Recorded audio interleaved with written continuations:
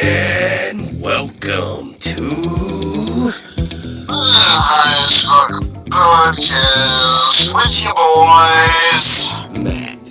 Motherfucking 204 subscribers. Yeah, let's get it, Jackson.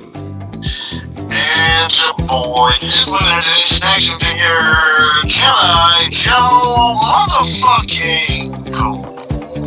We are here with the review of Monday Night Raw 12/23/2025. No, 24. We haven't got to 25 yet. I'm in it. You always in another dimension, right? Always, Always, bro. always. Always, bro. So, We float in another dimension, my dude. always in another dimension. Because you get Joe'd out on the Highest Fuck Podcast. Yeah. And if you don't know what getting Joe'd out is, it's just getting really fucking gassed. And like, then you start doing mantras. No, I'm just playing. But Sometimes you geek out and you just start making noises, dude. I do it too, bro. So we're gonna be talking about, and I've been wanting to talk about this because the channel this year is missing some Christmas action here. So we did give them the format, the Deck the Jaws review, which, oh my god, guys, thank you for running that up. Oh my god. Joe, what do you have to say about 204 subscribers? 204 subscribers, guys. Thank you so much. That's amazing. We are so humble, so gracious, so fucking thankful for the 204 subscribers that we got today. I hit 200. We hit 200 this morning when I woke up. I checked my shit and I was like 200. I was like, what the fuck is going on? And then it was 4 extras, and I'm like, that was later on that day. As soon as we hit 200, we got 400 extra. We got 4 extra. Not 4. I didn't mean to say that. Get a little excited, but like. So we hit the 200, and then we got 4 extra to the 200, and that's just fucking great. That's fucking awesome. We just wanted to say thank you, because, like, this is a boyhood dream. Thank you so much. For real. A boyhood dream. We went from 130 when we started, right? Yeah. Was it really? When you had 1 something? Oh shit, we started with 130? I can't remember. Oh, I thought you was actually remembering right there. I was like, oh shit, that kind of sounds fucking familiar. No, I was asking. I think we were. I can't really remember. I don't know if I can actually look that up and find that out. But I think we were at like 100 and something, 130. You know? Somewhere there. I know that, to some people may be like, oh, it took y'all like 4 years to get to 200 subscribers. But like, dude, the algorithm on YouTube, it's called liking, subscribing, notifications, commenting, sharing it. I keep telling you guys, like, comment, subscribe. Tell us what you want us to fucking talk about. Let us know what you want to talk about, or what you want us to talk about, what you want us to hear us talk about. We might need to get in some old school shit again, Joe Cool. Promote, JC motherfucking W. JCW. Yeah. Our RCW. 716 Wings and Things. 716 Wings and Things. Go down there. Look, Joe Cool. Danville, Virginia. Look, Joe Cool said. Yeah, listen, Joe Cool. They got a new menu. They got like 3 or 4 new menus, bro. They got like all kinds of different foods you can order there now. It's crazy. I saw this post on Facebook, and they got so much more food to be getting. There's like fucking tacos. There's goddamn other shit from like probably like sister restaurants. What are they called? Sister restaurants? Interesting. Like with the Mr. Beast burger. Yeah. They would have a restaurant just like have the Mr. Beast ingredients and stuff like that. They would put out the fucking merch like that. Right. So, I'm thinking it's like that because the way I looked at the post, but god damn, man. 716 Wings hosted me and Kyle for Saturday Night Main Event. We went back there. It was just it was me, him, and my friend Clayton. Shout out to you, Clayton. Clayton Will. I love you, baby. But he was up there, we played pool, he beat me, I beat him, it was a fun time, man. Go down there to 716 Wings, dog. We got exotic.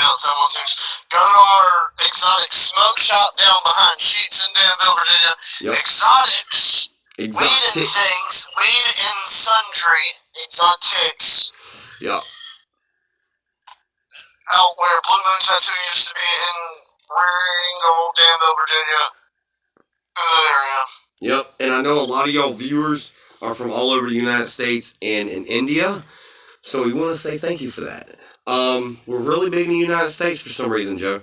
I looked at the analytics, and it's looking really good for us right now. And we are, that's what I'm saying, we're grateful. And be looking out for a very special episode, okay, people? Because, yeah, when me and Joe Cool gets together, we're going to be doing something. And we're going to be doing something special for y'all for 200. And, yeah. So I don't know exactly yet because I want to get ideas from the whole crew and what we should do for this, because it's a lot of us at the moment. So we are just grateful for y'all, and I love it. So, and there was some other things I wanted to say. We want to shout out Pure Pro Wrestling, Juggalo Championship Wrestling, and RCW, fucking AIWF, Mid-Atlantic Wrestling, NWA, goddamn, I think I might have lost a couple more companies, but like, literally, go and check out your local wrestling. That's all I gotta say.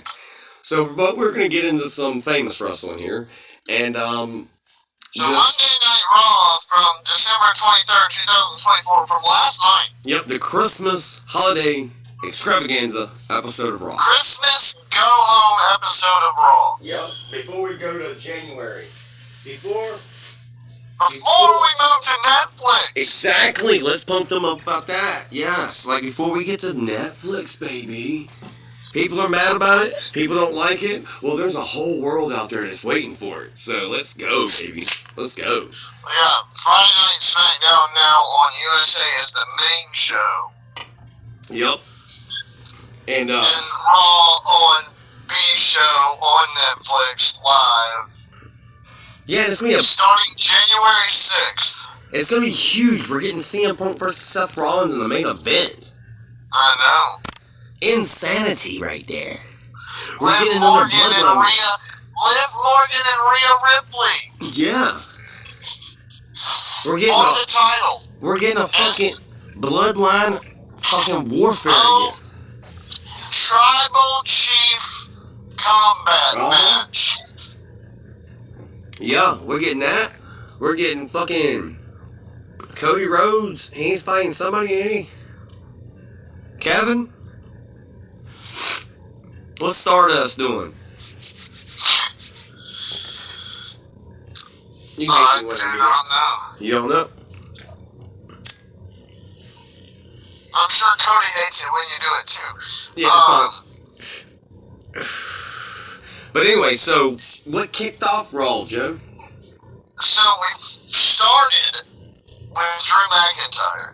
Yep. And my dad made the point to ask me about his kilt and ask if it was a real kilt. And it was not an actual Scottish tartan, it's leather. And I was like, Dad, I feel like you know that's more of a fashion kilt. And he probably is really technically wearing a skirt because it's not a real kilt. Yeah. It's fashion. Yeah. It is. I guess, but you know, in my sense, I thought it was a real kilt as well, you know? He doesn't have his family tartan from the traditional Irish sense of what a kilt would be. Oh, okay. Or from the traditional Scottish sense of what a kilt would be. But it's still called a kilt, though, technically. Yeah, they are. But I just refer to anything a man wears that's just because people want to refer to anything that a man wears that's not.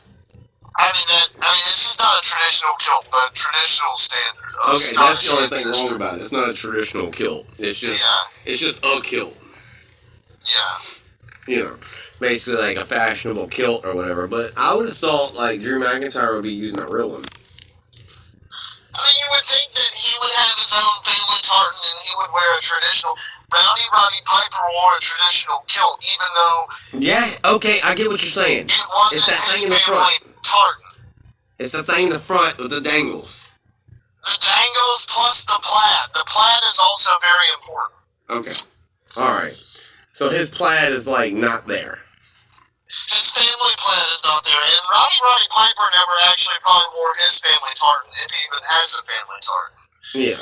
But, I mean, like, You don't think he wore did? a traditional tartan kilt, which is what a normal Scottish Highlander would have worn in the people who blow the bagpipes and all that. Yeah. Okay, let me ask you a question real quick since we're on kilts and stuff. I want to bring up Jonathan Houseman Davis from Korn. His aren't real either. Okay, never mind.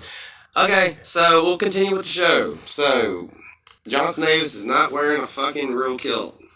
I mean, if they're plaid, maybe they are. Maybe his family has some traditional Scottish ancestry. He's got the thing dangling in the front. Yeah, he got the cod piece, so that's more traditional. He plays a fucking bagpipe. Right. And better than a lot of people.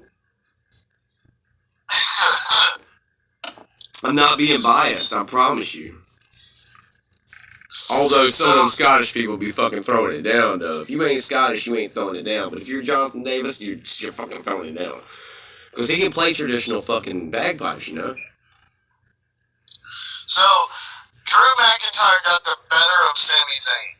Yeah, he did. Headbutted Drew McIntyre. But He headbutted Sami Zayn really hard. Fucking crazy. Knocked him down. And then Jey Uso came out to save Sami. yeah. But see, the thing about that is, like, Sammy had that shit. You're trying to tell me that he can beat Gunther, but he can't beat Drew McIntyre. You gotta fuck out of here with that nonsense. For real, so you're telling me that Drew McIntyre is more deadlier than Gunther? On his best. Fuck out, no, literally, fuck out of here with that fucking On nonsense. his best day, he beat Gunther. And he won a title off of him. Sammy hasn't beat Drew McIntyre in 3 matches that they've wrestled. Yeah, that's their story, but goddamn, he lost to Gunther a couple times, and then he actually finally found a way to beat Gunther fucking straight narrow. Yeah, he did. Fucking clean, dude. Like, he fucking clean. Sami Zayn, always the ultimate underdog. Ultimate underdog. I mean, Rey Mysterio, he's not an underdog no more. This is our underdog now. And Sami Zayn can hold his shit, dude. Sami Zayn is probably like one of the greatest talents we've ever had in the fucking history of mankind. Wink, wink, because he reminds me of Mick Foley. I love Sammy. Why do you think they got him on the card still? Why do you think he's on the roster? Why do you think he's getting paid? I didn't like him when he was in the military uniform and doing all that bullshit. Oh yeah, the conspiracy theory, like Chris Jericho. Yeah, I mean, I liked it a little bit, but like Jericho doing the conspiracy theory, I'm sorry, that's a hell of a lot better. Sorry, that was so entertaining. Because I was a kid, I was like Maynard's age, or probably less, you know? So, like, but anyway, Sami Zayn is that talent. So Sammy and Drew faced off in the ring. Drew knocked Sammy down. He was not 100%. Jay came out to save Sammy, and they knocked Drew out of the ring together. Yeah. And then, after that, we had the match with Io Sky, Natalya, and Alba Fire in a women's Intercontinental title triple threat match for the first round. Yeah, for the Intercontinental title, yeah. So, I wanted to say this. PFC, Pure Fusion Collective, had killed, Dakota Shirai. No, Dakota Kai. No. What's the other one? It's Io Sky. Io Sky. Io Sky. Wait a minute, did I fuck that up? No, it's Io Sky. Fucking Dakota Kai. Dakota Kai. And fucking Kairi Sane. Kairi Sane got beat up last week by PFC. Yeah, Shayna Baszler, Sonya Deville, and fucking Zoe Starks. Yeah. So, Girls, my Io girls. got put into this match, even though Pure Fusion Collective, Sonya tried to force her way in Yeah. with Adam Pearce, and he's like, no, you think I'm going to reward you for beating up Kairi Sane? Yeah. But, yeah, and then they got pissed because Io Sky got rewarded for losing. She lost, you know? Yeah. So, I mean, there's gripe on both sides, you know, and I feel both sides, you know? But, like, how do you feel about Natalia's first match coming back in a triple threat match and, like, she loses? Well, you know, she was trying to be the first woman to win the Intercontinental title No. like the rest of her Hart and Dutch and Brody. No. She was enhancement talent, dude. Think about it. Io Sky pinned Natalya. Natalya wants Io Sky to fucking... She wanted her to win. So, Natalya's the legend, right? She is the only women's wrestler that we have that is from when she started. She's the last of that. The Trish Stratus, the Litas, all that, you know? There's nobody left of her era. Summer Rae's gone, fucking Lana's gone, tons of the Bella Twins. You think about it. What women do we have now? There's none of those. None of those women are here. AJ Lee. Wow, I can keep going on for days, and I'm not gonna do it. But yeah, she's literally the last female wrestler from her era, from her shit. You know, she's the end. She's the end of that. So when I saw that match, I was like, man, she looks really good. Like she looks like she's in good health now, and like she looks like she's phenomenal. You know. And I'm thinking, she's going to bring Bret Hart into this shit, right? She's going to be Bret Hart all day with this.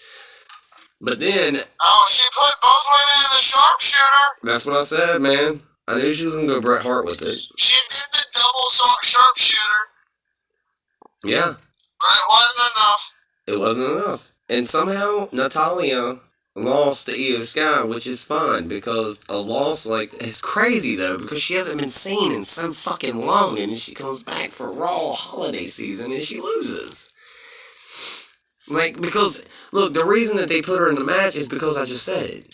Enhancement talent. They put her in there because she's the face. She's a name. She's a big name to be put in that match, and I'm sorry that I'm spewing this truth shit here, but, like...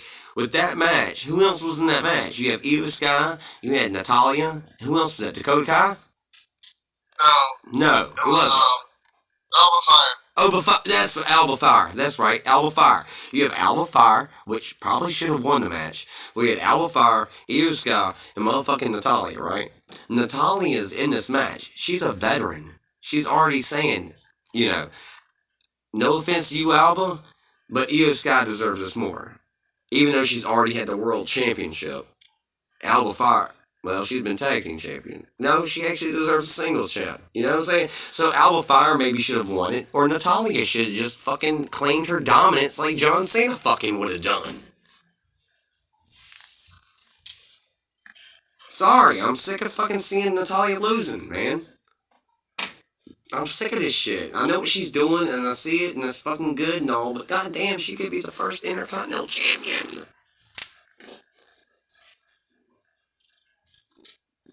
What do you think about that? I like Natalya, and I'm frustrated to see how she's being treated, but also feel like She's treated like Bret Hart. That way because she's giving people the rub, right? I mean, that's what she's doing. Yep, that's what I'm saying right there with the fucking enhancement stuff. I'm not saying enhancement in a bad way. The rub. That's what I meant to say. The rub. But what I'm saying is, they're treating her like Bret Hart, man. Oh, he's the greatest of all time. But yet, what, you gonna dick him over all the fucking time? I don't know what to think of this because I'm like, I'm proud of Natalia, okay? For doing whatever she wants to do, okay? I fucking full-heartedly fucking believe in Natalia. But she maybe should have pulled a John Cena and fucking took it all for herself. I'm just saying. Because Natalia could beat every woman in this tournament by herself, hands down. Try to tell me I'm lying. There's no lie I don't think I can tell you what. there. There's no way you can tell me I'm lying. Because Natalia can beat every woman in this tournament. Every woman they're using. In this tournament, one-on-one. She can whoop all the asses. And even in a triple threat scenario, where the fuck is Natalia from where I was watching? Like, when I was like when she was actually doing some shit. What the fuck is going on with that? I'm sorry. I'm ranting and raving and carrying on. Heretics Fork Drive, motherfucker. Go check them out. Look, like, and subscribe. I'm sorry. Let's go on into another match. I'm good. Are you finished? Yeah, I'm good. Then we had Kira Tozawa versus Chad Gable. I don't remember this one. Oh, yeah. That's right. I left the room on this one. You're going to have to tell me about this one. Well, Otis got involved. He took action when Chad refused to relieve the ankle lock on Tozawa. And so he came in and pushed Chad Gable off of Tozawa. Excuse me. They fought back and forth, and then not the Alpha Academy, but the other guys. American Made came in and backed up and got in the way of Chad Gable and Otis, so Otis could try to attack Chad Gable. Okay, so Chad Gable's pussyfooting. That's your boy, though. I used to like him. I haven't liked him since he started American Made. Okay. I like him I like him because I like him as a heel. He's funny and he's a piece of shit, and I like it. Oh, he's good. He's really good at that, but I don't like him in the sense of I don't like him being mean to Tozawa and Otis, them and all of that. And, So what'd you think about the "you suck" chants that he was getting when he was coming out to the ring? I heard it, and I've heard it for a while now. That's that Kurt Angle shit. Yeah, he's getting that Kurt Angle rub praise from the crowd, and that, I mean, he's got to be loving that. I mean, So I that's feel gotta like, be good. yeah. That's a good thing for him because, like, he's good talent. He's the guys that I want around. He has good talent. He's guys that I want around. You know, even though I don't like him, because he's, you know, you're not supposed to like everybody, but, like, I like Chad Gable. I respect Chad Gable, but right now I don't have to like him because it's the whole, yeah. I get wrestling, so I don't have to like him right now, but I can respect him, and I do like him. You know what I mean? But I don't like what he's doing right now. You know, I'm not gonna fuck with him right now because he's supposed to be a bad guy. You know what I'm saying? Like, fuck it. Like, I like some bad guys. Like, I don't know. With Chad Gable, I'm gonna give him hell because I love him. He reminds me of my hero, Kurt Angle. So, yeah. You know, I'm that little kid that wanted Kurt Angle's book, bro. My mom got it for me. So in that match, Chad Gable did 3 German suplexes like he does his trifecta. Yeah. And then he got ready to do a 4th one, but then he powerbombed Tozawa, and that's how he won. So and then he turned him over into the ankle lock, and so Tozawa tapped out. Then he held the ankle lock on for much longer than he should have after Tozawa already tapped out, and that's when Otis tried to get involved. I feel like I don't know how I missed that. Maybe I went and made something to eat or something during that or something. I don't even know. I was watching it live. Damn. I'm glad you watched it. And then we had. But yeah, he reminds me of Kurt Angle. What? We had the Damian Priest and Dirty Dom and. Oh yeah. That did happen. I like that. That was good. What's it called? The Judgment Day match. Yeah. where Dom won or lost by disqualification. Yeah. So Dom lost last night, right? I mean, not last night, Monday night, right? Okay. What? He lost Monday night? He lost Monday night, yes. God, I feel like I didn't watch that match either. Was I watching the right Raw? I'm just playing. That's the one where the Judgment Day got included, and Santa we Claus. were talking about JD dressing like Santa Claus. Okay, yeah. So we were laughing about that before we got on the show, and Yes. you brought up JD, and I was like, "Oh shit, let's talk about it." But like, JD is fucking hilarious, bro. This motherfucker dressed up like a fucking Santa Claus, went out there and fucking tried to intervene, and looked like an idiot at the end, and I just fucking lost my shit, bro.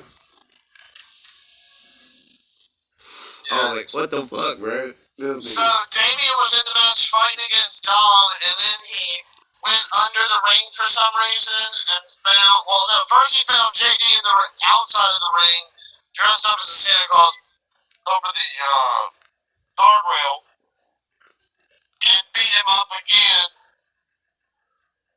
Yeah. Shit was crazy.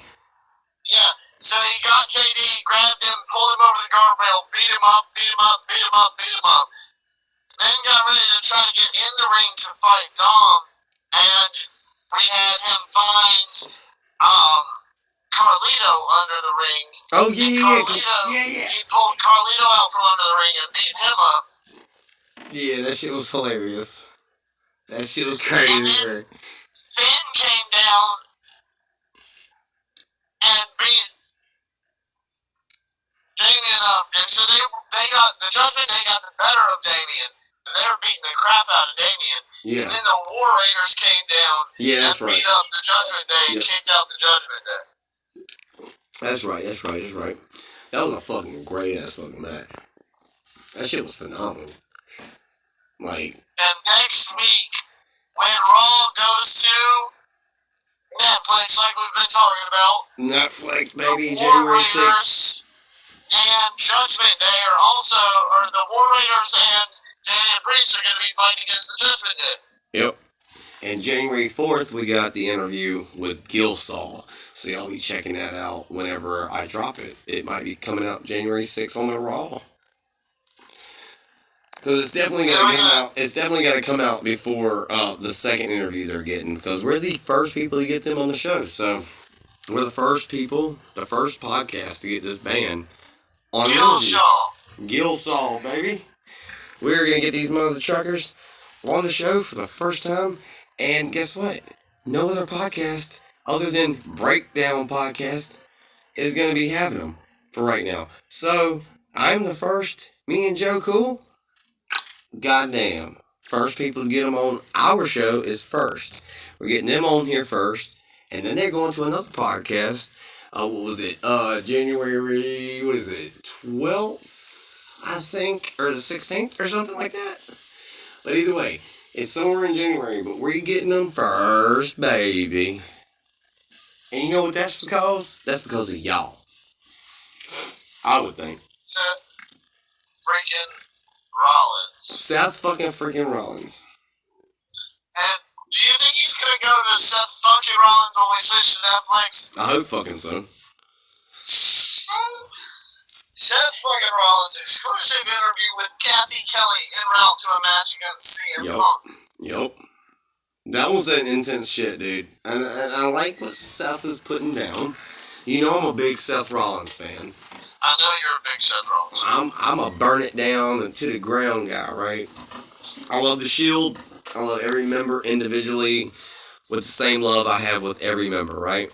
But Seth is a different fucking... He was my okay, so let's get a little honest here. And this is why the CM Punk and Seth Rollins match matters the most to me. It's very personal to you, yes. Because Seth Rollins replaced CM Punk. Yeah, he did. I'm sorry. As first heard, I think I might have said it a long time ago, but who knows? When he came out with he started with his visionary and Jesus Christ bit like CM Punk had, and you ate it all up. I ate him up before he was even in the WWE. Let's clear that up. He was Tyler Black. I watched fucking Wrestling Society X. He was on that. I was watching Seth Rollins before he was even Seth Rollins. I have always liked him. Let's put that there. Because Tyler Black is Seth Rollins. Colby Lopez. Oh, good God. Yeah, he's my favorite. Just like Philip Jack Brooks. Philip Jack Brooks is who? CM Punk. Fuck that guy. Yeah, I know them names. Like, I know their fucking first, middle, and last. I don't know Colby's. I don't know Seth's middle name right off the head, but I know his first and last name, bro. But yeah, Seth Rollins. Yeah, and you know CM Punk. I know you ain't gonna hear this probably, but like, bro, I'm sorry. Like, I had to fill a void of 9 to 10 years. But when you came back, it was open arms, and I will take you in as my Lord and Savior at every time. And that's just a joke. The Lord and Savior is a little bit off the top. Like, I'm just being funny. But he will always be my favorite fucking wrestler. And yes, that space is reserved for JD. And I'm sorry. I know that is Jonathan Davis. Yes, it is. But I will put CM Punk up there with The Undertaker. Like, him and The Undertaker are my favorite of all time, man. CM Punk, Undertaker, Sting. You know, there's quite a few others. Bret Hart, fucking, you know, list goes on. But, like, CM Punk is actually above a lot of motherfucking people, and I might fucking stir the pot a little bit, and I might fucking piss people off, but I think I like him more than The Undertaker. Sorry. But I don't. But I do. Okay? It's weird. It's like, that's why I put them at the same level, because I don't want to put CM Punk above Undertaker, and I don't put Undertaker above CM Punk, but I should. I'm sorry. I can't help that. I'm a CM Punk dude, man. I'm Chicago anyway, because Chicago Bulls, I'm just Chicago all the way, so I love fucking CM Punk, dude. It's not even about the Chicago shit. It's not about anything. It's just about when he debuted, CM Punk has been my everything, man. He's been my escape. Like The Undertaker has been. So that's why I can't really technically put them up there. I will say it to get some views. Not views. Controversy. I will get it to uprise somebody. I will literally tell somebody that CM Punk's better than The Undertaker, because I like to see their reaction on it, because it is a wild reaction. People are like, oh my God, I can't believe you just fucking said that. And I'm like, but you gotta hear me out. I can say that about The Undertaker too. But why couldn't I say it about CM Punk? You know, why can't CM Punk be above Undertaker? For a couple things. Why can't he? Is it sacrilegious? Is it evil? Is it fucking against all fucking everything? Undertaker doesn't wrestle no more, dude. You know what I'm saying? So, in a fact that CM Punk is my favorite wrestler of all time right now is fine, because he's still wrestling, right? Does that make sense? I'm just listening to you. I mean, does it make sense? I mean, because CM Punk is a constant. If CM Punk is your favorite wrestler, then CM Punk is your favorite wrestler. But that's not of all time. I mean, Undertaker takes all time. Feel me? CM Punk is my fucking everything, but goddamn, Undertaker was my beginning to all of this. Feel me? CM Punk's that guy that I want to be. You know, like, fuck you, I do my shit. I do what I like. You know? I just like, I don't know. Okay, so I'm off the tangent of CM Punk. Sorry about that. What's that? We have Drew McIntyre, Seth Rollins as the biggest feud of 2024. Yeah. And then Do you think Seth Rollins CM Punk is going to be the biggest feud of 2025? It already is. It hasn't even started yet, but it is. It's Well, God 2025 made. hasn't even started yet, so it can't. Well, it's God made already. Yeah, but what if they just have one match? Well, this should be happening at WrestleMania, so I have that gripe too. So you want to get into that too? I mean, there you go. That's a gripe about it. That's a big gripe, bro. Because why ain't this happening at WrestleMania? I see that Netflix is a big deal, and when they go in live the first night, you want all the big matches. What the fuck, bro? I don't know what they have planned for WrestleMania, and we'll get there when we get there, but goddamn, bro. Like, are we gonna have, like, I hope we have some fucking, somebody wins and somebody's pissed about it and they want another match and they just keep this CM Punk and Seth Rollins going, because this is what I want. I want my favorite fucking wrestlers to be fucking going at it for a long time. I don't care how many matches they have. But I did want that one big WrestleMania match where it all matters. The first time they fucking meet should be at WrestleMania. I'm sorry, I'm gung ho on that. And then we can continue with this fucking shit. You know, I know, but I see it. This is happening now. So what I see with this is like, this is what they're doing. They're like, okay, well, we're going to Netflix before WrestleMania, so why don't we just do it now? And I feel them. I get it. I fucking solely get it. I so get it. But God, it sucks. It sucks that we're not going to get this first time at WrestleMania. That's what sucks about it. That the first time that CM Punk and Seth Rollins fight each other is not going to be at WrestleMania. That is the tragedy of the whole thing. But we can pass through it. We can get through it. We can fucking rise up by it. You know what I'm saying? We can get out of it. We're good. But, God, it kind of sucks, right? First time ever fighting. And it's going to be on Raw. Lord mercy. Is it going to be like Mike and Jake, where we lose connection and shit?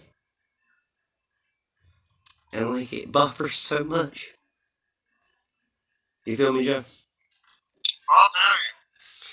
So I'm like, that's where I'm really fucking scared about. Okay? The two best in the world. You got the best in the world. If you threw in Jericho kind of like in his prime, goddamn, bro. In a triple threat, whew. And some Daniel Bryan, goddamn. Anyway, so let's get off that. Fucking CM Punk, Seth Rollins. Two of the greatest of all time. Seth Rollins. What? Came out. Then The Miz came out. So, we should do it on WrestleMania, but that's the end of that. Then we had The Miz come out because this is the match we're waiting. And he started, and then him and Dexter Lumis had a match. Yup, this was the best segment on Raw. Legit, for me. This is the moment I was waiting for the whole night. Was my boy Dexter to get in that fucking ring with my old school homeboy, Mr. Miz. So we had the fucking Wyatt Six. The shit that I'm obsessed with. So, like when I saw that, when I was watching Raw, and when they said that match was gonna happen, I was like, oh my God, win though. Win.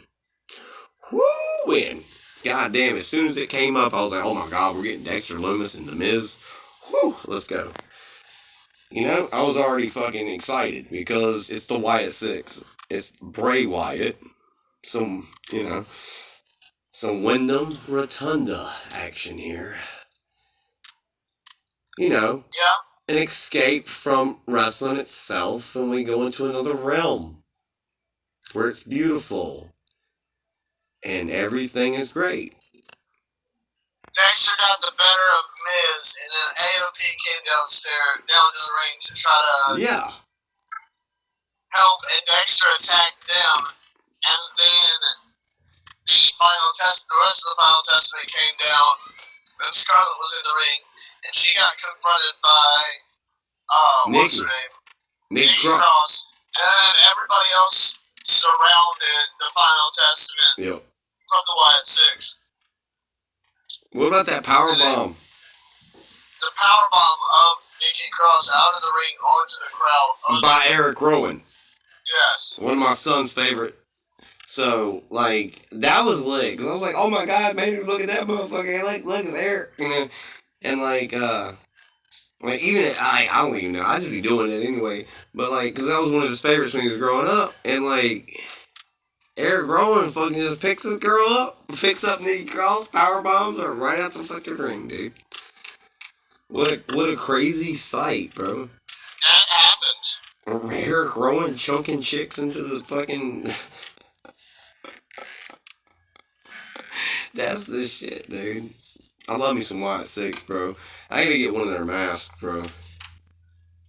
I don't know which one I want. But yeah.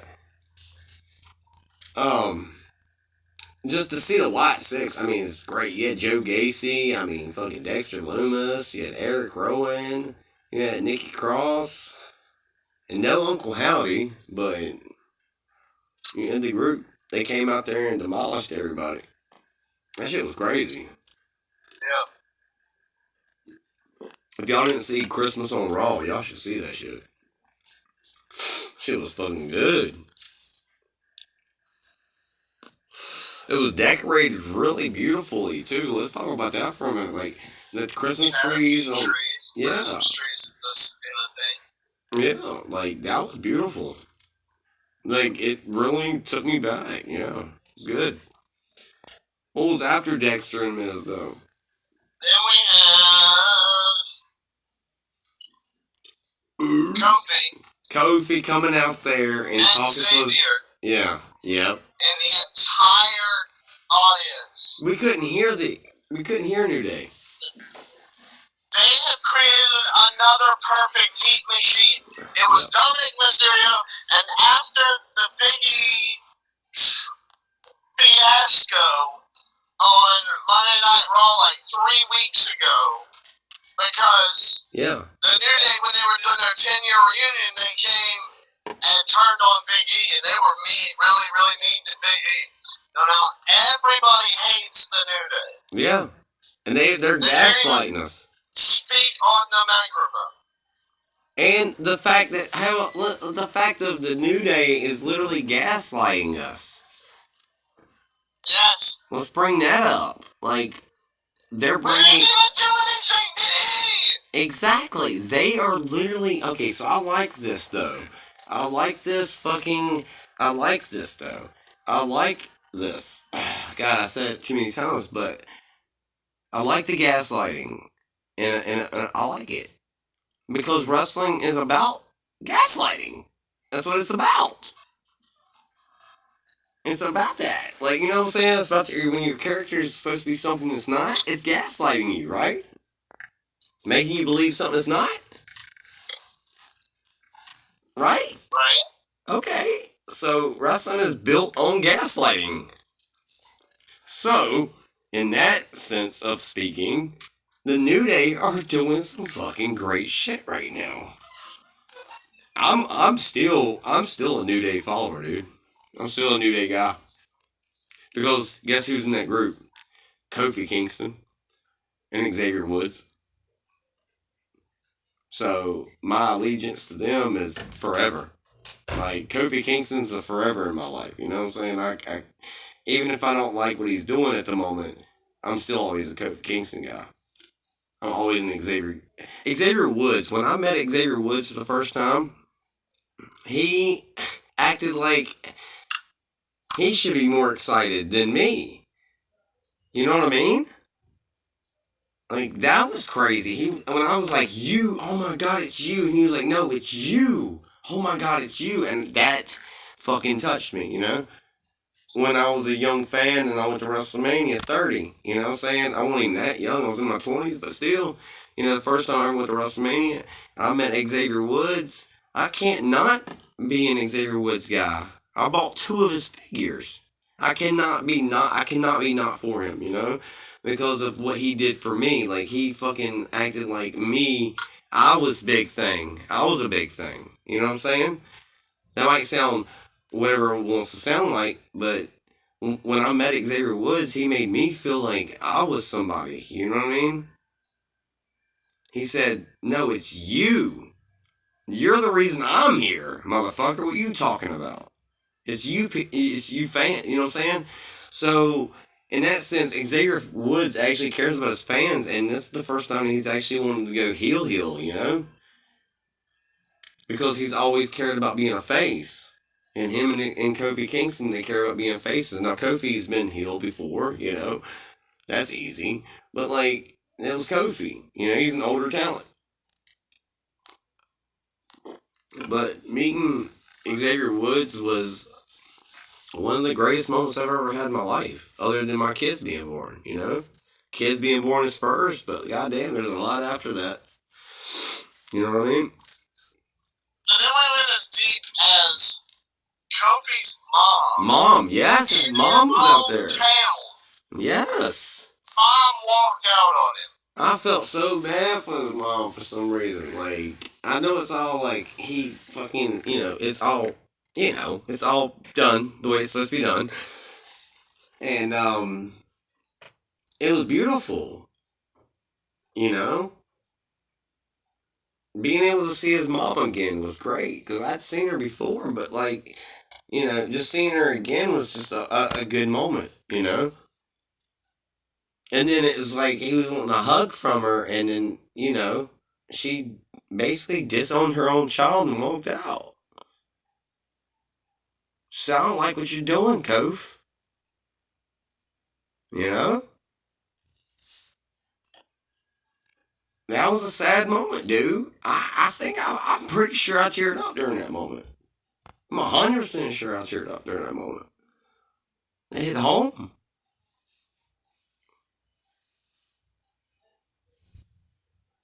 Yeah, man. It did. You know, mom, son. You know? She flew all the way from Ghana, West Africa. 30 hours in a middle seat. Yeah, dude. And then she just like had that little bit of a segment, and then she walked out. Like, I wonder how much she got paid. Nothing.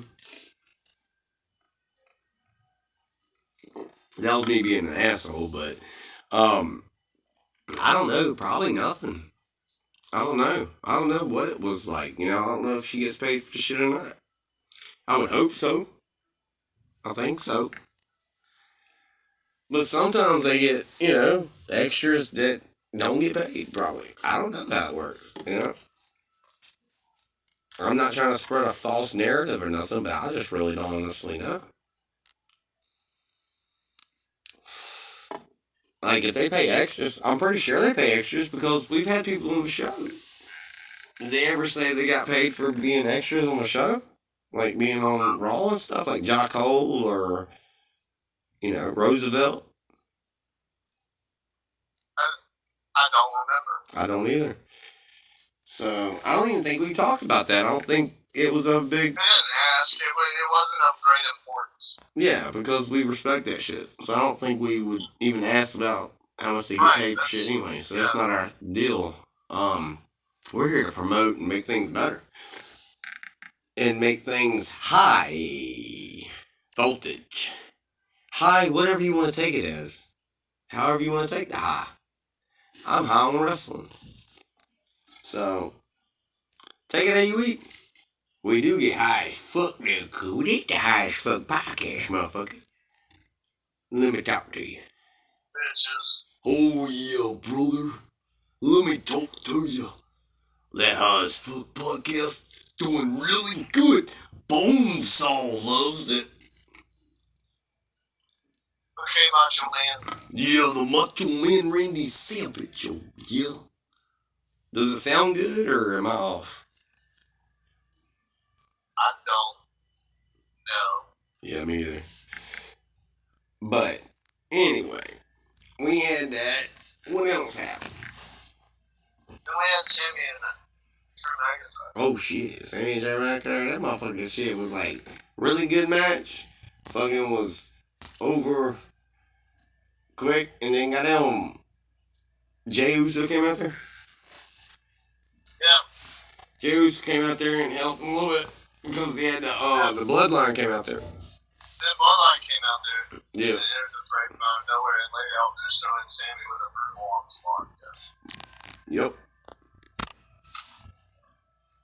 That shit was crazy. That shit was crazy as shit.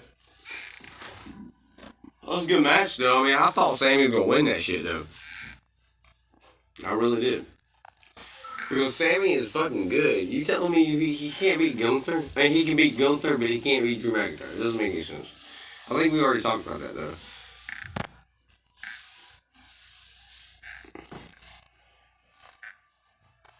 So, yeah, like, Drew beat him. Drew won. What's next? With a Claymore kick. Yeah, with a Claymore kick. He got him. Because Sammy couldn't get him with the Hulu. He could have got him. I didn't watch the last segment, so I don't really know much. You're going to have to kind of talk about that. Well, what do you got? What's up there? That's what it says. It says Jey Uso emerged to stop the post-match attack by the Scottish Superstar, but then the Bloodline came in from out of nowhere and laid out Sami Zayn and Jey Uso. Oh, okay. Yeah, that was about it. It happened with that, you know? You know what I mean?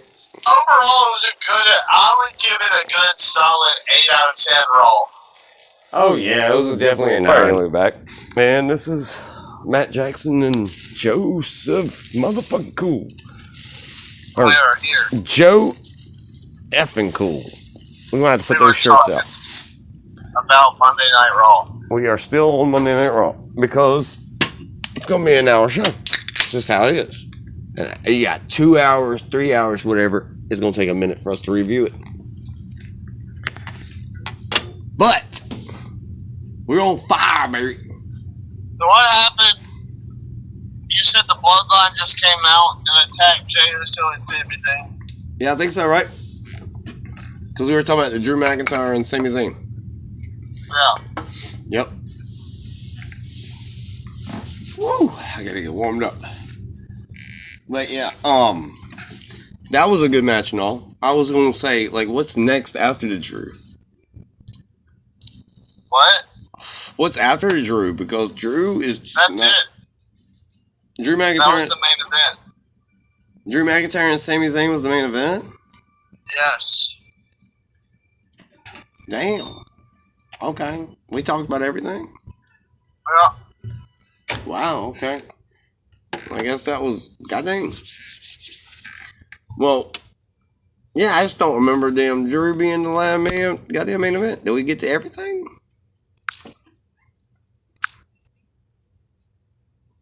We talked about everything? Looking at a different one. Okay. Well, that's cool, I guess. I thought we had more to talk about. And we are out. Like Elvis motherfucking Presley. Whoop, whoop.